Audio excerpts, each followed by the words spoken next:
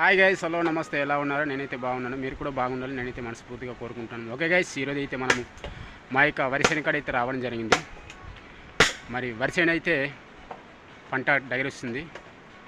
అందుకన కోతులు అయితే వచ్చేస్తున్నాయి. ఎందుకంటే చుట్టాలు అడవి మధ్యలో పొలాలు అయితే ఉన్నాయి. అందుకన కోతులు అయితే రావడం జరుగుతుంది. అందుకన మేమైతే ఇక్కడ ఒక పెద్ద ప్లాన్ వేసాం.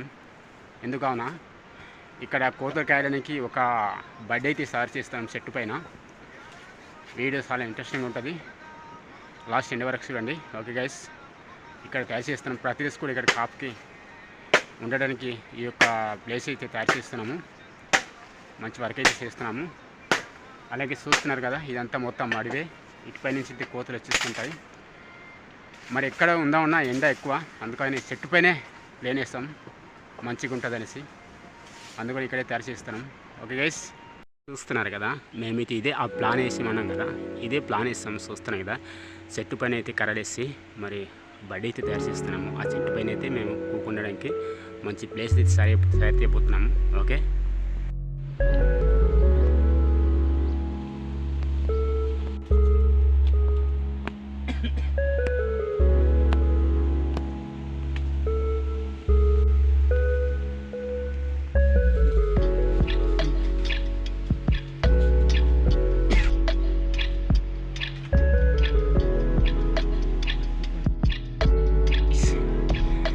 ఇదే ఒక ప్లేస్.